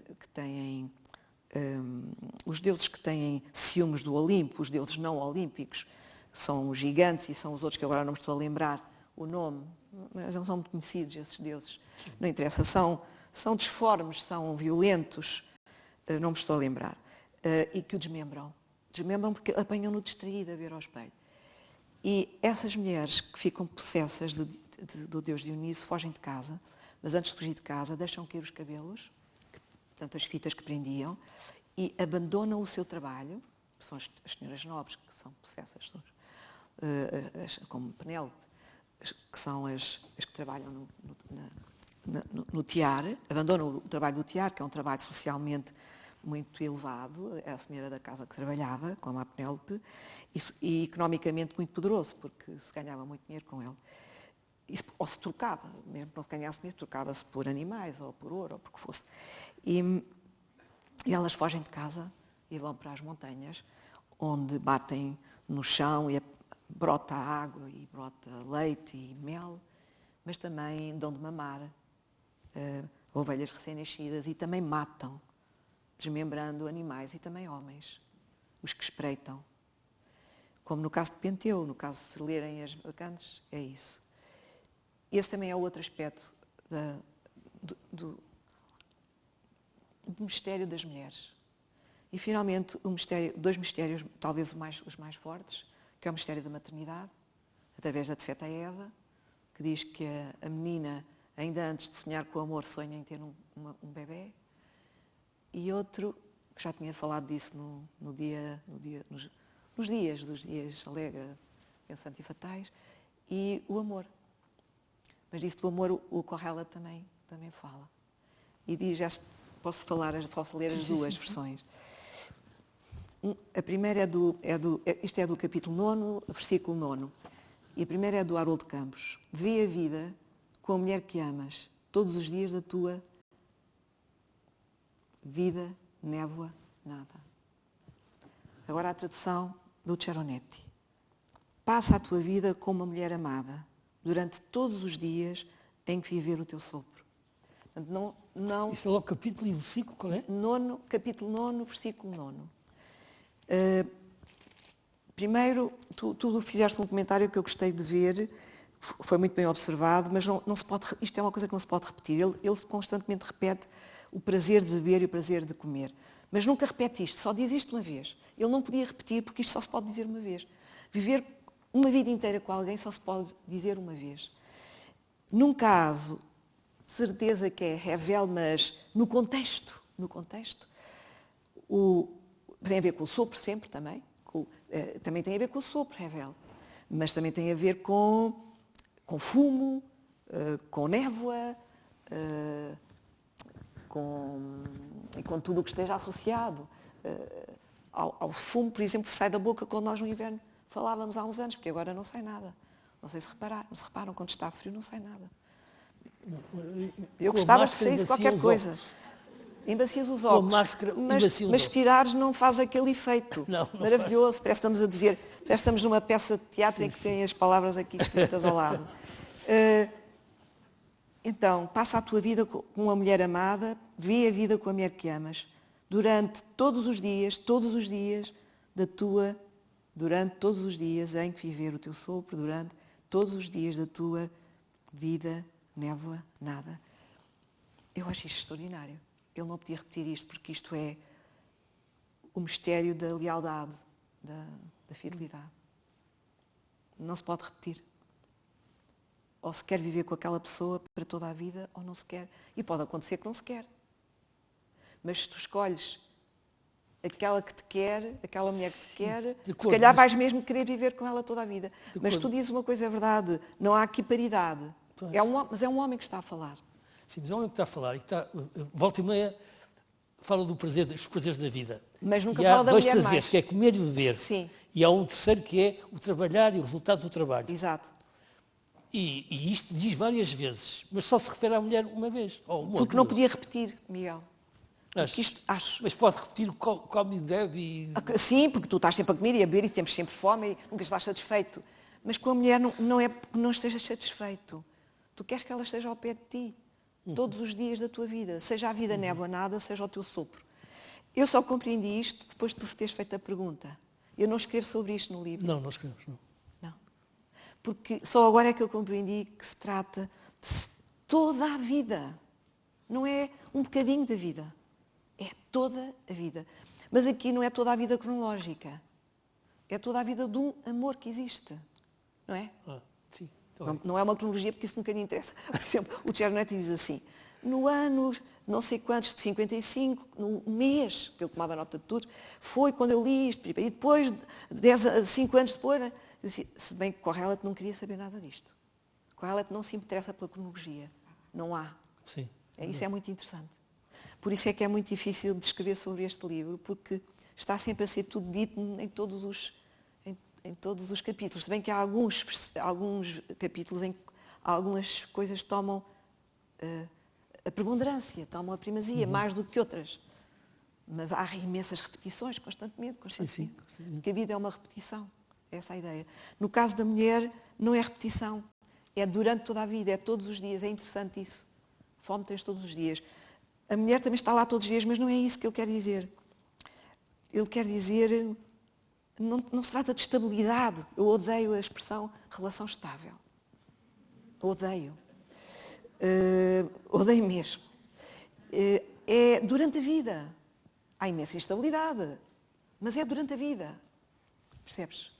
É ter confiança que vai durar durante a vida. Durante aquele tempo de vida. Eu não estou a dizer que não possa haver várias mulheres amadas, mas há um todos os dias que implica duração. Confiança, lealdade, fidelidade. O Vinícius fala eterno enquanto vive. Enquanto vive. Enquanto dura. Eterno Exatamente, enquanto dura. eterno enquanto dura. Porque a duração é muito importante. A duração é talvez a dimensão do tempo mais importante. Talvez coincida mesmo com o instante. Outra coisa que a ti e a mim faz imensa confusão é a história da vaidade das vaidades da vaidade. Sim. E acho que a tradução que começou a ser feita nos princípios do século XX, sobretudo eu acho que foi ele que inaugurou isso, o Martin Buber, do fumo, que seja o fumo ou que seja a névoa, não é menos hostil, mas deixa-nos muito mais livres. Tem muito mais a ver com a nossa vida. E tem a ver com coisas concretas, porque a língua hebraica, por aquilo que eu reparo nas traduções e nos comentários, tem a ver com os gestos concretos de viver. Muito. É muito difícil transformar aquilo num texto abstrato. Muito difícil. E aquela tradução da vaidade das vaidades já é muito ideológica. Já é muito conceptual, ideológica. Se bem que depois aquela tradução, por exemplo, do princípio do capítulo 3, do tempo, há um tempo para isto, um tempo para aquilo, da Vulgata, seja maravilhosa, linda. Talvez seja a mais bonita de todas as traduções. Há um tempo para isto, um tempo para aquilo, sempre o i. Sempre lado a lado. Tempo de morrer, tempo de nascer, tempo da guerra, tempo da paz, tempo de sarar, tempo de ferir. É incrível. Mas este never nada, o que é isto? E está sempre a aparecer. Está sempre a aparecer, que é para, no fundo, é uma espécie de tratamento de choque, como diz um comentador. É uma espécie de tratamento de choque contra a leviandade, contra... É porque, de repente, ele diz coisas muito bonitas depois disto. Mas isto não é nada, isto não é nada. Não, mas é que é as duas coisas ao mesmo tempo, Miguel. Não. Isso é muito bom que tu digas, porque está lado a lado, está em baixo, nós estamos a ler aquilo e de repente aparece, pelo menos com duas exceções. No caso do Cheronetti, duas exceções, que é da mulher amada e a da luz. No caso do Harold Campos, só com a luz. Ele, quando diz E é bom ver, e é uma bênção, e é uma alegria para os olhos ver a luz. Não aparece o névoa nada, nem isto é tudo fumo, nem isto é tudo fome de vento, que é a expressão mais inacreditável. E que eu acho que vem mesmo de Cheronetti. Eu acho que o Haroldo Campos foi mesmo inspirar-se no Cheronetti, que fala dessa fome constantemente. Fome de vento. Nós temos fome de prosápia, fome de convencimento, fome de dominar os outros, fome de só vermos os nossos aspectos favoráveis. Temos essa fome. Mas e depois quando não é isso? E quando é, por exemplo, sentir no coração o prazer de estar com outros a comer e beber? Porquê é que aparece a névoa nada? Porquê é que aparece o fumo? É porque tu tens fome a seguir. Vais voltar a ter fome. A insatisfação é constante. Não te preenche. Por isso é que é muito bonita a tradução do Cheronetti aqui, da mulher amada, se fosse uma mulher a dizer em relação ao homem amado também, no caso de haver assim, que ele é homem e gosta de mulheres, podia não ser, mas podia não gostar, mas é o caso. Não há insatisfação, parece que aqui não há insatisfação. Há um alimento constante, há um alimento que se reproduz. É ter fome, é ter sede, é ter sono. Há uma coisa no Fausto, agora cada vez vejo mais o Fausto inspirado pelo Kohelet, que aquele realizador russo, o Sokurov, viu muito bem. Duas coisas que ele viu muito bem é que o Fausto está sempre com fome. Isto é um homem insatisfeito, sempre com fome. E o outro aspecto que ele viu muito bem é que os homens não estão descansados enquanto não prendem os outros seres. Quer sejam humanos, quer sejam seres animais, quer sejam coisas. E no filme vê-se isso muito bem, porque naquela cidade meia medieval, meia a entrar no final da Idade Média, nós vemos as pessoas a passar por um arco, todas muito juntas, muito apertadas. Aliás, eu falei muito nisso sempre com a Adriana, que me chamou a atenção para isso, a minha filha Adriana. Até um gato está dentro de uma gaiola, não sei se lembram. Todos estão presos, sempre presos. E essa prisão é uma maneira de apresentar a névoa, o fumo. As nossas prisões, as prisões que nós criamos. A névoa é a insatisfação permanente? É a nossa sofreguidão permanente? Sim, que inevitavelmente chegará ao desconsolo. É porque, no fundo, o que é que Kohelet diz? Gosta do que tu comes agora e não penses no dia da manhã. E aquela tradução maravilhosa do Cheronetti é: no dia adverso, adverte. No dia mau, sofre. No dia bom, alegra-te. No fundo, ser conforme a cada dia. Isso já não é fumo. Ele já não diz fumo aí. Nem névoa, nem fome de vento. Hoje em dia faria uma leitura do... Ele conhecia muito bem o Eclesiastes, por exemplo, que a palavra seja fumo. Aliás, o João Barrento até me falou sobre isso. A palavra é fumo, para Mefistófeles, no Fausto. Se isso não é o que é Eclesiastes... Sim. Aliás, na primeira sessão eu falo muito do coração e da palavra. Quer dizer, é engraçado porque as coisas que eu estou a ler agora, estou sempre a descobrir com ela lá metido. Pois é. Acontece imenso. Esquisito. Não é que sabes, está lá tudo. Eu acho que o Cheronetti diz que é um livro em que está tudo. Não é só ele, até o Jacques Ellul, que era de origem hebraica, familiarmente e provavelmente de tradição também religiosa, mas ele converteu-se ao cristianismo, no caso protestante. Ele diz que é um livro dos judeus, escrito por um judeu, mas que se dirige em primeiro lugar aos judeus, mas a melhor visão é que se dirige à existência humana. À existência humana. E são muitos aqueles que se vão inspirar ou que vão reler. O Jacques Villon, por exemplo, de quem o Mandelstam gosta tanto. Inspira-se imenso. O Cheronetti fala sobre ele. Eu queria só antes ver se as pessoas têm coisas para Já é um te bocadinho perguntar. tarde, não é? Queria, ainda se falavas um bocadinho da história da cabeça e do coração, da cabeça e do estômago, sim. mas queria ler este bocadinho, e já lá se isto não é poesia. Só o coração vigia, recebe, deseja, decide, mantém-se no saber, liga-se ao delírio, apraz, com praxe, assegura a relação de correlate consigo próprio, com o seu corpo vivo, com o amor, a leveza e a plenitude, benesse, quinhão dos dias. És tu que escreves? Sim. O que veio a seguir também é muito bom, e não fui eu que escrevi. Pois não? É este aqui. Obrigada, Miguel. Eu estou a fazer advogado do diabo. Do Ceronetti. Mas o que vem a seguir é uma coisa do Ceronetti. Queres ler? Porque eu acho que foi ele que mencionou esta diferença entre o ventre e o coração. O primado do cérebro, como motor da máquina viva, é anticorrelatiano, anti-escritural, estranho a todas as visões tradicionais. Onde há unidade, não há primado. Eis a linguagem cerebral. É isto, não é? Primado da morte. Brainwork, brain trust, brainwashing, brainstorming, desk work, etc. Drugman, think tanks, fuga de cérebros, trabalho intelectual. Sim, diz. Funções intelectuais, classes intelectuais, cérebro eletrónico, constituinte cerebral, psicofármacos, etc. Para se salvar a sabedoria, concentra-se no ventre. Eu acho que há um ditado português que resume esta oposição, que é ter mais olhos que barriga. Ter mais olhos que barriga talvez seja a fonte de todo o mal. E os olhos vão direitos, neste caso, ao poder de dominar, de arrancar, de conquistar, de meter no pandulho, etc, etc. Mais olhos que barriga. A barriga é que manda.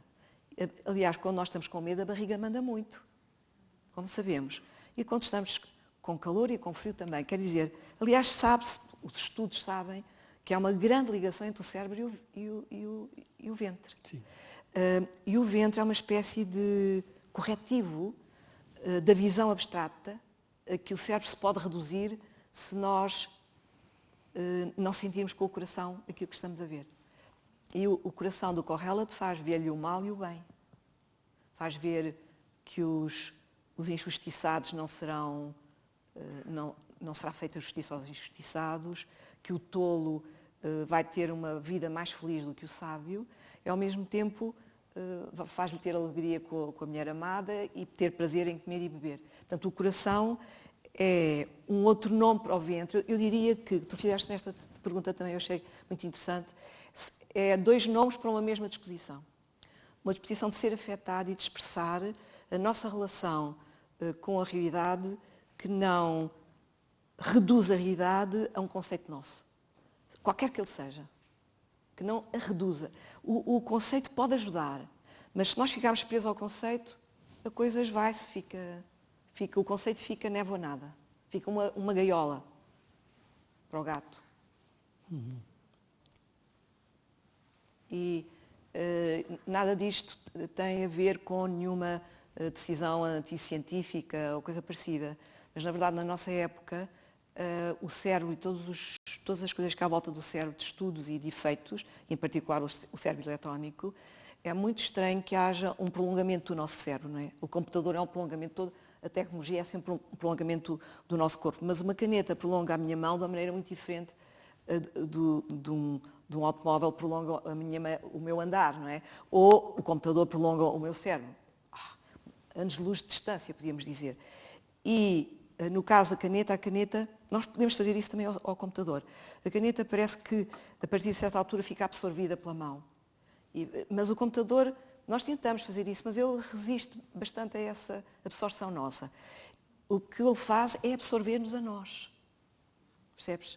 Isso é terrível. Que a maquineta, como o automóvel, também absorve a nossa vida. E nós ficamos, como diz o Baudelaire, quem obedece demasiado, ou melhor, quem conhece demasiado as leis da natureza, quem se exercita nas leis da natureza, não é na natureza, perdão, as leis da matéria, acaba por ficar confundido com ela. Acaba por ficar uma espécie de um ídolo. É essa a oposição. E eu acho que este ensinamento do Ceronetti, para mim, é um ensinamento para a vida completa. Este ensinamento tem a ver com o Kohelet inteiro. Explica. Tem a ver com a plenitude de viver, porque o ventre é o teu corpo. Se o nosso ventre está mal, o nosso corpo não está bem, a postura do corpo fica logo errada. Logo. E o coração faz parte do ventre, faz parte das entranhas, nós podemos dizer, não é?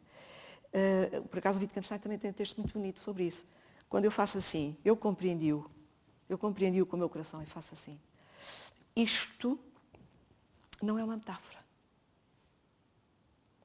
Isto é um gesto real que eu faço em direção a um órgão real que está ligado às afecções, aos nossos afetos, sensações, emoções, que também está ligado ao cérebro, claro, já sabe, está tudo ligado. Só que, na verdade, nós sentimos no coração, nós não sentimos no cérebro. O cérebro é insensível do ponto de vista da nossa ciência, não sei como é que se diz. Por exemplo, nós sentimos os braços, sentimos as pernas, sentimos a barriga inteira, sentimos o fígado, sentimos o baço, sentimos o intestino, os dois intestinos. Mas também temos dores de cabeça e enxaquecas. Dores de cabeça temos, é verdade, dores de cabeça, mas não é bem o cérebro, é mais o coração que provoca as dores de cabeça. É mais a nossa barriga que provoca as dores de cabeça. Esta dor de cabeça aqui é muito barriguinha. Todos os sábios orientais sabem isso. Todos os que inventaram as massagens e a acupuntura, etc., sabem isso. Por exemplo, numa sábia como é que eu ia dizer, compreensão do nosso corpo chinesa, o Qigong, falam de alguns órgãos. Não falam dos intestinos, falam do fígado, falam do pâncreas, falam dos pulmões, do coração e dos rins. E para cada um destes órgãos há um som diferente e um gesto diferente. Isto é muito profundo.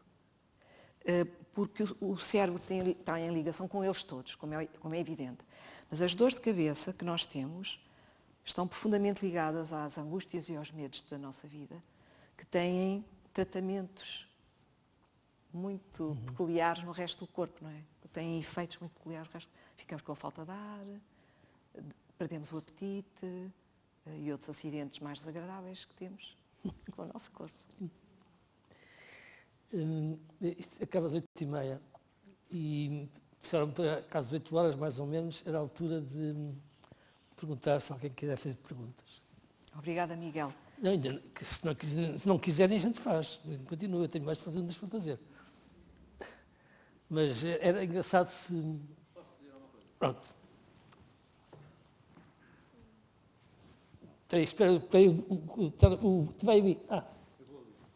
Ok. Não se importam que eu tire a máscara, porque não Sim, gosto de falar claro. com máscara.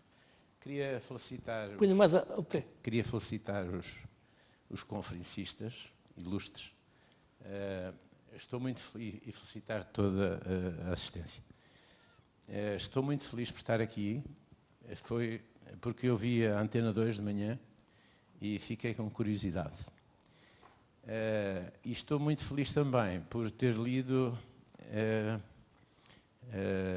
Ethel Il-sung, porque há já uns anos, e eu sou cristão convicto agora, queria ser missionário em pequeno, aos 8 anos, franciscano. Mas, claro, a vida dá muitas voltas e pronto, sou médico dentista. Chamo Joaquim. E então, eu admiro, marcou-me imenso o livro, porque o facto dela entregar-se, uma rapariga que tinha uma vida bastante boa na Holanda, e entregar-se a um campo de concentração é uma coisa absolutamente notável, estranha, mas eu consigo entender, porque ela quis entregar a sua vida aos seus compatriotas, às pessoas que foram condenadas à morte, e iam ser condenadas à morte, e ela também iria ser, mas para que eles morressem com dignidade. É a interpretação que eu dou. Em relação à dicotomia entre simples e tolos, entre sábios e tolos, eu não estou muito de acordo, porque eu tenho a experiência que, quer dizer, eu acho que as pessoas mais sábias são as pessoas simples. E acho que Deus contemplou os simples com a sabedoria. Não é cultura, não é instrução, é sabedoria. Eu todos os dias falo com pessoas muito humildes, algumas com deficiência, e até no próprio consultório, e é com quem eu aprendo mais.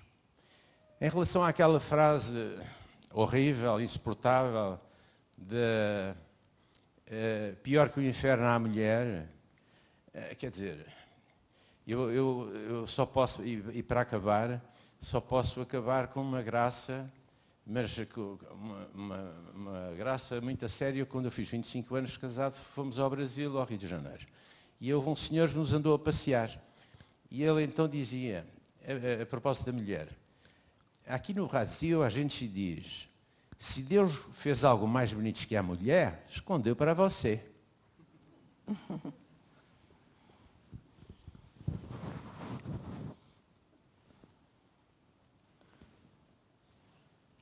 Obrigada. Eu só tinha um comentário em relação à Etty Hillesum.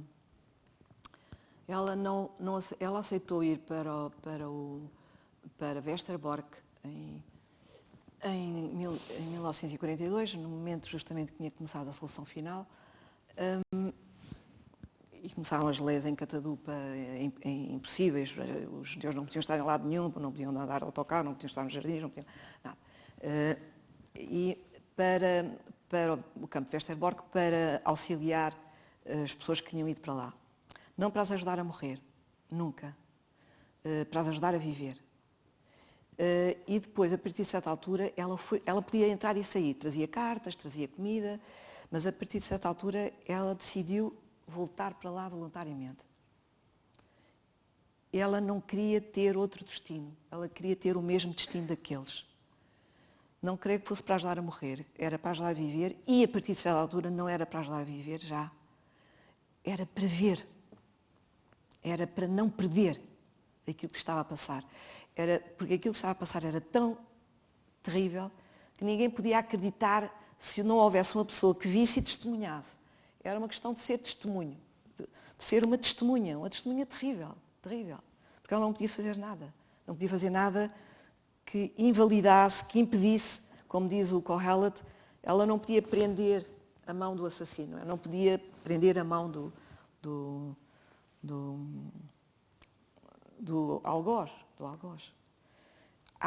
Eu acho que a Etty Hillesum é tudo menos, para mim, fácil de perceber. Eu aceito que uma pessoa faça isto sem compreender. Quer dizer, aceito com razões, mas no fundo do meu coração eu não compreendo que uma pessoa não queira escapar ao horror. Por outro lado, se ela tivesse lá familiares e amigos, mas não eram quaisquer pessoas. Também tinha lá amigos e fez lá amigos. E de início aquilo tinha umas centenas de pessoas, mas depois tinha dezenas de milhares, para um espaço onde cabiam algumas centenas. Portanto, só isso já está tudo dito, não é? Já nem é preciso dizer mais nada. E depois os comboios que partiam todas as segundas-feiras para Auschwitz. É mais do que nós podemos, para mim é mais do que eu posso compreender, sinceramente. E eu sei que hoje em dia já não leria a Etty Hillesum. Eu vou voltar a ler muitas vezes o Kohelet, mas a Etty Hillesum não sei, porque há certas passagens, algumas eu sei que poderia voltar a ler, outras não, porque eu devo dizer que eu descobri esse livro, por muito estranho que vos pareça, no aeroporto de Roma, em italiano, os diários da Etty Hillesum. Fantástico. Da Delphi, se eu não estou enganada.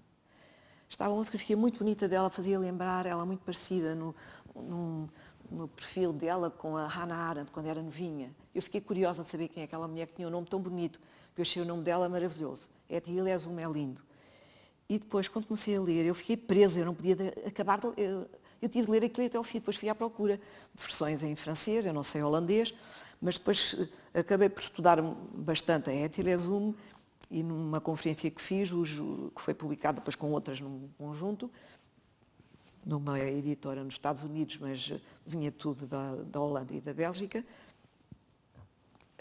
eles exigiram, eu comprei a obra completa dela em holandês, eles exigiram que nós citássemos o original. E eu tive de procurar todas as passagens e foi muito bom para mim, porque quando nós começamos a procurar o holandês, não é a ouvir, mas a procurar escrito, faz muito lembrar o alemão, não é muito difícil. Portanto, isso foi bom. E também era o que ela escrevia, também foi bom perceber o que eram as palavras dela. Eu até fiz um esforço de convertê-la em filósofa, que ela tem qualquer coisa de pensadora muito, muito, muito poderosa.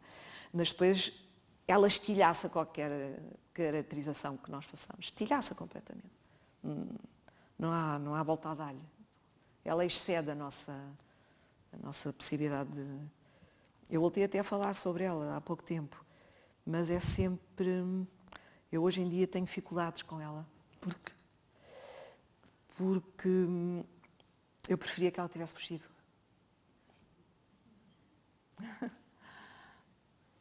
Mas parecia-me que há uma vontade dela de ter o mesmo destino que os outros. Isso eu acho fantástico. Ela não quer ter exceção. Destino diferente. Exatamente. Ela não quer ser a exceção em relação ao povo judaico. Não quer ser exceção. Ela não quer. Portanto, vai para lá. E tu preferias que ela quisesse ser? Eu preferia que ela tivesse fugido. Mas há um processo de iluminação nela. E é isso que ela viveu.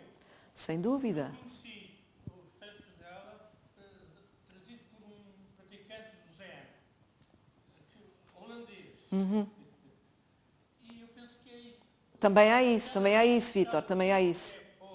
Aquela ponta é que a dignidade é essencial, é constitutiva, não se perde nunca. Isto é fundamental. Pois, mas isso é difícil de praticar quando certas coisas estão a acontecer, sabes? E ela está a descrever. Eu acho que é um processo de iluminação. Ela tem um mestre na vida dela.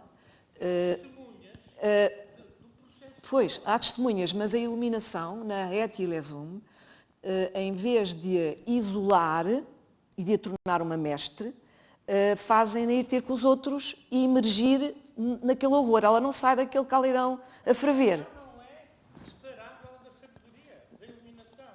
Não, mas não há, eu acho que há outra coisa nela, sabes? Além da iluminação e dessa sabedoria dela, há a necessidade de testemunhar o que está a ver. E aí já está longíssimo da iluminação. Já não tem nada a ver. Ela quer ter um papel ativo na transmissão. Ela quer dizer, isto é um horror, ela não aceita aquilo que está a ver. Ela diz de si própria que a lucidez dela é diabólica.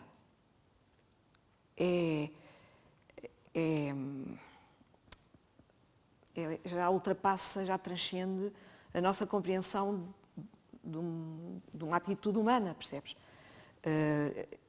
É isso tudo, é isso tudo que estão a dizer e que eu estou a dizer, e ainda outras coisas que o Miguel disse, e é muito difícil de fazer um contorno bem assimilável por nós. Mas ainda bem que acrescentaste isso. Obrigada. Obrigada.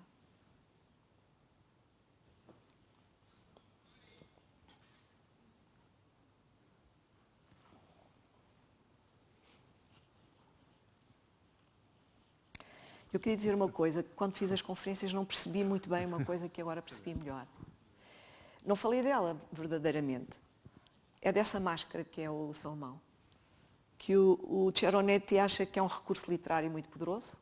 No fundo, é muito forte que alguém se apresente, não dizendo o nome. É de uma inteligência extraordinária. Não dizendo o nome, mas apresentando-se como o filho de.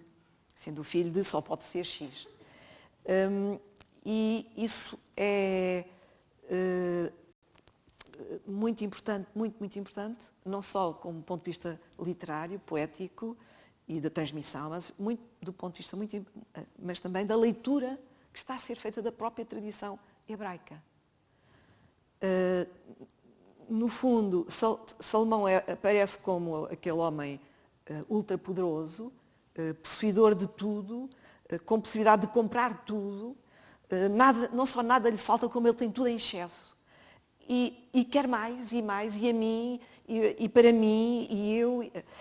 É uma descrição de todos os haveres que não terminam, a posse e a multiplicação da posse de escravos, de escravas, de mulheres, de princesas e princesas, de campos, de água, de palácios, de tudo, de ouro, de prata, tudo isso ele acumula.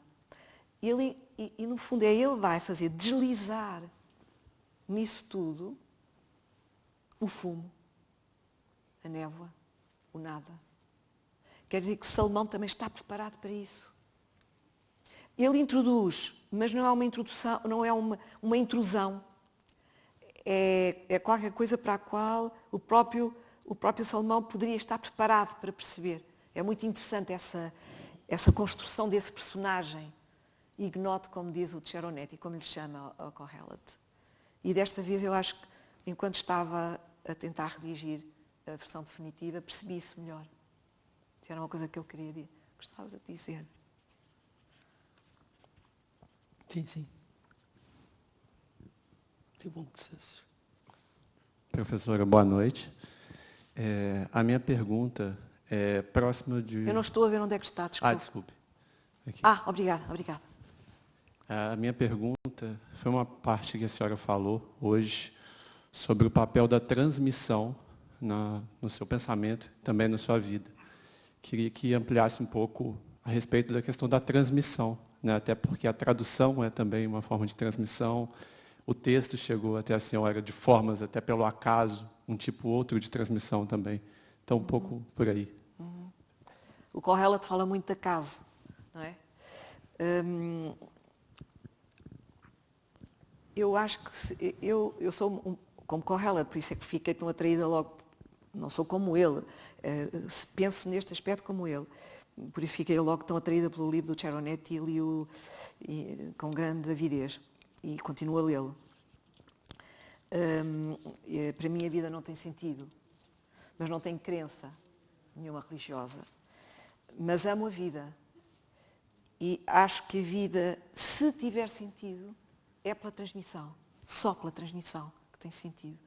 Daí que eu considero que o Kohelet está numa situação muito difícil. Porque ele não põe a transmissão a render. Porque ele teme que aquele que recebe seja o tolo. O tolo não é o simples, não é o simples. Não sei se aquele senhor está aqui. Foi-se embora, mas não é o simples. O tolo é o vaidoso, é o que tem prosápia, é o arrogante, esse é que é o tolo, é o que sabe tudo, é o que se acha acima de todos, não tem nada a ver com a simplicidade do coração. Esses sim, esses são sábios, naturalmente. Mas a transmissão, que ele não fala da transmissão, é perturbante. Que nós nos esqueçamos de tudo o que passou, é quase como o Jean-Luc Godard, não é? E tudo o que vem aí se vai se esquecer de nós. É muito moderno o Kohelet, na verdade. É como se fosse nós a falar. Mas eu acredito na transmissão da palavra.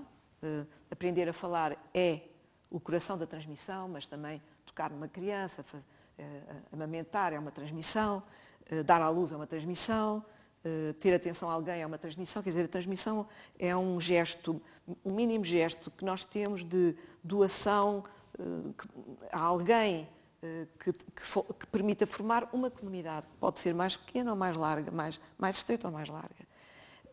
Acho que a língua materna é pura transmissão. A língua que vem a seguir, a língua a seguir à materna é uma transmissão de segundo grau. É quando nós não podemos chegar, quer dizer, a seguir à materna vem aquela que nos ensinam por vontade, e que nós temos vontade. Digamos que nós só podemos aprender uma língua segunda porque temos uma língua materna. E quando saímos da nossa língua temos de cair noutra. Não podemos estar no vazio. Parece que o Benjamin entendeu um bocadinho assim, não desenvolveu isso, não converteu isso sequer numa teoria. É um pequeno apontamento. Que aquela situação de tradutor, no tradutor isso vê-se muito bem, essa situação de Hölderlin, sobretudo das últimas traduções que ele fez dos textos gregos da Antígona, por exemplo, dos textos da Antígona e de Píndaro, é uma situação muito difícil, porque ele já não estava na língua alemã E ainda não estava na língua grega. Mas ele estava como ele diz, perdeu-se na floresta. É como se ter-se perdido na floresta da língua grega e já não poder regressar à sua língua, à sua habitação. Eu acho que a tradução, eu amo muito a tradução, gostava muito de traduzir muito bem. Não sou uma tradutora muito boa, mas gosto muito de traduzir. Não sou muito boa, eu só posso traduzir alguns textos, como é óbvio, de algumas línguas. Não sou muito boa neste sentido. Eu não tenho um saber das línguas que traduzo suficiente para traduzir. Mas tenho amor e ousadia suficientes, mas não vou traduzir do hebraico, porque isso é impossível, claro. Mas traduzo do alemão. Mas não sou como o meu amigo João Barrento, que o alemão é como se fosse português para ele, quase. Não tem nada disso.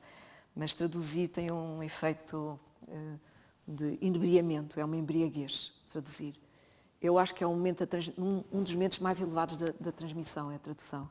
E há um pensador que eu muito amo, que é o Hamann, contemporâneo e conterrâneo de Kant, e que desenvolveu muito em pequenos textos. Ele diz que só escrevia por furor uterino, imagine-se. Era por encomenda, senão ele não escrevia. Pequenos textos, com 10 páginas, 15 páginas. Eu acho maravilhoso por furor uterino. E ele também teve uma iluminação muito forte, na verdade. Muito, muito forte. E teve uma adesão ao cristianismo, uma coisa extraordinária, mas absolutamente extraordinária. Não tem comparação com coisa nenhuma. E ele considerava, ele achava que não se podia pensar na divindade sem pudenda. Pudenda são órgãos sexuais. Quer dizer que a divindade tem que ser real. Tem que ser isto. Não pode ser uma abstração. Isso é muito forte. Portanto, era um autor assim muito... Ele, por exemplo, gostava de pôr à prova os amigos, e depois os amigos zangavam-se com ele. E dizia coisas destas, parecidas. Mas eu estava a falar por causa da tradução. Ele disse estas duas coisas que eu acho que os grandes homens alemães, homens e mulheres alemães, que escreveram poesia, filosofia, etc., os românticos, por exemplo, nunca mais esqueceram que a poesia é a língua materna da humanidade. E falar é traduzir. Isto não se pode dizer melhor, não é? Mas não, a mesma língua materna é traduzir. E é traduzir através da mãe. Portanto, é o balbuciar, é o dos bebés que o Dante imita tão bem na Divina Comédia, este do Babel, que é o menino. Ele diz que escreve em língua de criança, que é a língua materna. É muito bonito, em vez de dizer língua materna, diz que é a língua de criança. E tem a ver com o aprender com a mãe, essa transmissão. E eu acho que na Et Ilesum a transmissão é o que salta para cima. E o ser testemunha. No Kohelet é ser testemunho, mas sem qualquer intenção e qualquer elemento salvífico, redentor. Nenhum. Mas ele diz que, no fundo, também diz que é bonito isto, é bom ver isto. Diz isso também como ela, no meio das desgraças que ele não para de ver. Por isso é que não há nada de novo sob o sol. Apesar da luz todos os dias vir, portanto, há uma coisa, o sol acaba por ser novo. Se é uma alegria inesgotável, acaba por ser novo. Quer dizer, o princípio do ser excluído não funciona com o Kohelet. É isso. Ele está sempre a dizer isto, e uma coisa que se opõe a isto. E isso é que faz a riqueza... Não é a riqueza. A palavra riqueza está aqui há mais. É isso é que faz a vida. Os dias nefastos, os dias fastos, os dias felizes, os dias infelizes, os bons encontros, os maus encontros, etc. E Deus está em tudo aí. Deus está presente em tudo sem que se possa dizer está aqui. Isso para mim é claro. Mas alguém queira fazer? Então acho que ficámos por aqui. Muito obrigado. Muito obrigada. Muito obrigada. Obrigada. Muito obrigada.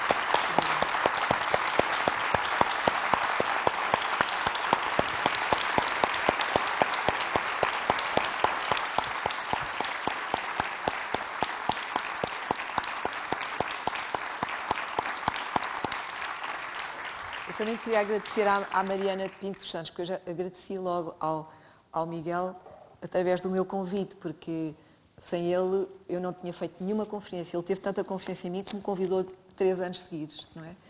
E a Mariana Pinto dos Santos, porque aceitou fazer este livro e com um entusiasmo e um cuidado que eu nunca mais vou esquecer. Muito obrigada. Muito obrigada, Mariana. E ao Rui, que fez esta capa tão bonita, tão bonita. E é tão bom de fazer assim. É, sabe bem. É verdade.